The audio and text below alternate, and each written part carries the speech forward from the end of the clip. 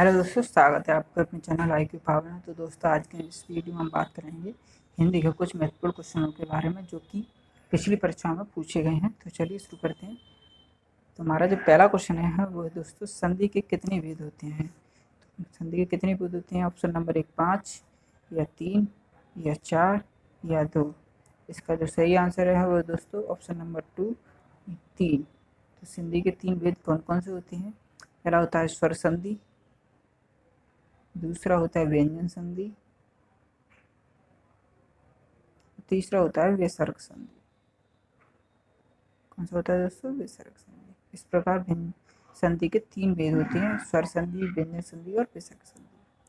इसी क्रम में चलिए आगे बढ़ते हैं। हमारा जो अगला क्वेश्चन है वो दोस्तों, निम्न में से कौन सा विसर्ग संधि है या उदाहरण है? तो हमारा जो इसका जो आंसर होगा वो है दोस्तों निरंतर। निरंतर शब्द जो है वो विसर्ग संधि का उदाहरण है। तो हमारा जो अगला क्वेश्चन है वो दोस्तों, अत्यधिक का संधि विच्छेद क्या होगा? तो ऑप्शन क्या होगा? तो दोस्तों पहला है अति प्लस अधिक, यहाँ पर अति प्लस अधिक, या अति प्लस अधिक, या अत्यधिक प्लस का। तो इसका जो सही आंसर होगा वो दोस्तों ऑप्शन नंबर 2 अति प्लस अधिक। तो अत्यधिक का सही आंसर होगा, संधि विच्छेद क्या होगा? अति प्लस अधिक। इसी क्रम में आगे बढ़ते हैं। हमारा अगला क्वेश्चन है, किस समास के दोनों पद प्रधान होते हैं? तो कौन सा समास होता है जिसके दोनों पद प्रधान होते हैं? तो वो होता है दोस्तों द्वंद्व समास।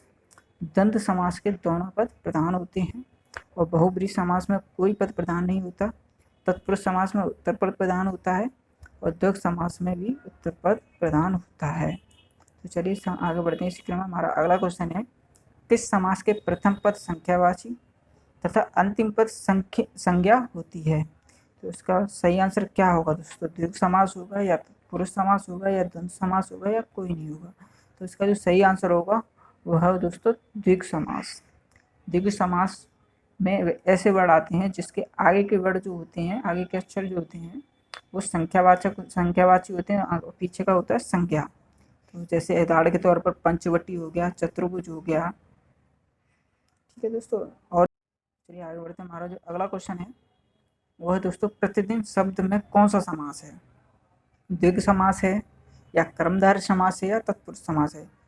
तो हमारा जो सही आंसर होगा वह है दोस्तों अवयवी भाव समास। अवयवी भाव समास हमारा सही आंसर है। तो कौन सा होगा दोस्तों? अवयवी भाव समास। प्रतिदिन में कौन सा समास होगा? अवयवी भाव समास। इसी क्रम में चलिए आगे बढ़ते हैं। हमारा अगला क्वेश्चन है, सावधानी शब्द में कौन सा प्रत्यय है? अब प्रत्यय होते कौन से हैं? बात आती है प्रत्यय होते कौन से हैं। प्रत्यय वे वर्ड होते हैं जो कि शब्द के लास्ट में जो ध्वनि निकलती है या अक्षर होते हैं उसे हम प्रत्यय बोलते हैं। उदाहरण के तौर पर देख लीजिए, सावधानी का प्रत्यय क्या होगा? तो इसका या नी होगा, या ई होगा, या ई होगा, या आनी होगा। तो इसका जो सही आंसर होगा वो है दोस्तों ई। ई इसका सही आंसर होगा। सावधानी का प्रत्यय क्या होगा? ई। चलिए आगे बढ़ते हैं। हमारा अगला क्वेश्चन है, अभ्यागत शब्द में कौन सा उपसर्ग होगा? तो इसका आंसर क्या होगा? अब होगा, अभ्य होगा, अभी होगा, या अभ्या होगा? इसका जो सही आंसर होगा वो है दोस्तों अभी। अभी इसका सही आंसर होगा। उपसर्ग कौन से होते हैं? उपसर्ग जो होते हैं, जो शब्द के जो पहले अक्षरों की जो ध्वनि होती है उसे हम उपसर्ग बोलते हैं। हमारा जो अगला क्वेश्चन है, इसलिए इसका आंसर होगा वो होगा दोस्तों अभी। क्या होगा दोस्तों? अभी इसका सही आंसर होगा। चलिए इसी क्रम में हम आगे बढ़ते हैं। हमारा अगला क्वेश्चन है, अपमान शब्द का उपसर्ग कौन सा होगा? दोस्तों यहाँ बात आई है उपसर्ग शब्द की। तो उपसर्ग शब्द क्या होगा इसका? अब होगा, आ होगा, अति होगा, या अप होगा? तो इसका जो सही आंसर होगा वो होगा दोस्तों अप। अब इसका उपसर्ग होगा। चलिए इसी क्रम में आगे बढ़ते हैं। हमारा अगला क्वेश्चन है, धनी का विलोम शब्द क्या होगा?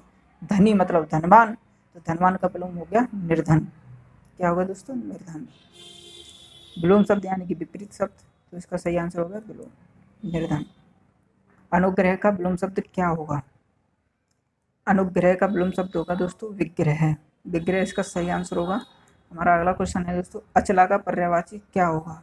अचला जो है हमारा पृथ्वी है, जो पृथ्वी क्या पर्यायवाची है, तो अचला का पर्यायवाची ये तीनों होंगे। पृथ्वी का अचला का पृथ्वी भी होता है, धरा भी होता है, मही भी होता है। तो इसका जो सही आंसर होगा वो दोस्तों सभी।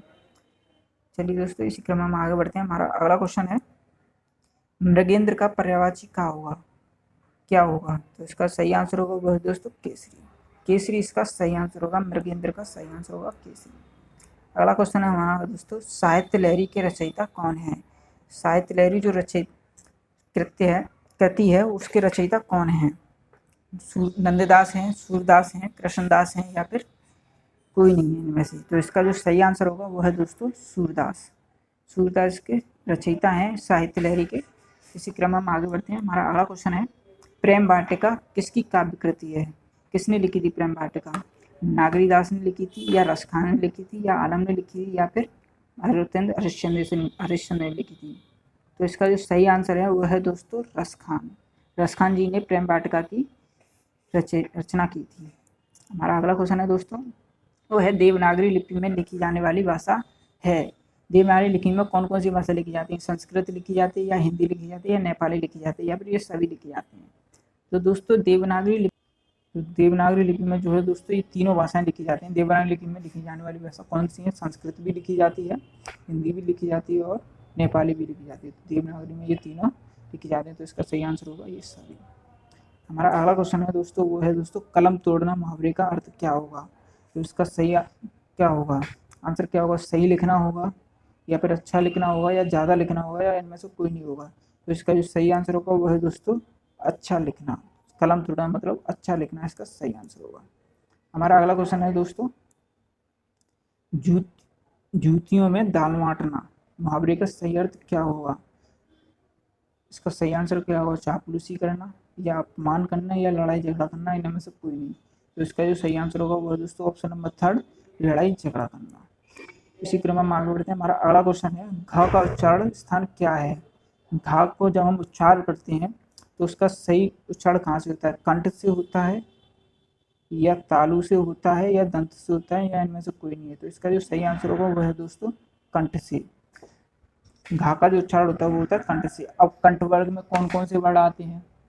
कंठ वर्ड में कौन कौन से वर्ड आते हैं? इसमें आते हैं का हो गया, खा हो गया, गा हो गया, घा हो गया और आ हो गया। ये 5 वर्ड इसमें आते हैं कंठ वर्ड में। अब तालु वाले कौन से वर्ड होते हैं? तालु वाले हो गए चा हो गया, छा हो गया, चा चा छा जा हो गया, झा हो गया, ये इसमें और या हो गया। ये तालु वर्ड में आते हैं। और दंत में कौन कौन से आते हैं? ता। दंत के कौन कौन से होते हैं दोस्तों? तो वो होते हैं ता, था, दा, ता, था, दा और धा। ये इसमें दंत से याद बोले दंत वर्ग में आते हैं। तो इसका जो सही आंसर होगा वो है दोस्तों पहला कंठ। घ का उच्चारण कंठ से होता है। अगला क्वेश्चन है हमारा, ट किस प्रकार का व्यंजन है? कंठ है, तालव्य है या मूर्धन्य है? तो इसका जो सही आंसर है वो है दोस्तों मूर्धन्य। जो ट वर्ग के जितने भी वर्ड होते हैं वो मूर्धन्य में आते हैं, जैसे ट, ठ, ड़, ढ, ट, ठ, ड, ढ। ये बाकी जो वर्ड हैं वो मूर्धन्य वर्ड में आते हैं। तो दोस्तों आज की वीडियो में इतना ही। अगर वीडियो आपको अच्छी लगी हो तो वीडियो को लाइक करें, चैनल को सब्सक्राइब करें। धन्यवाद दोस्तों।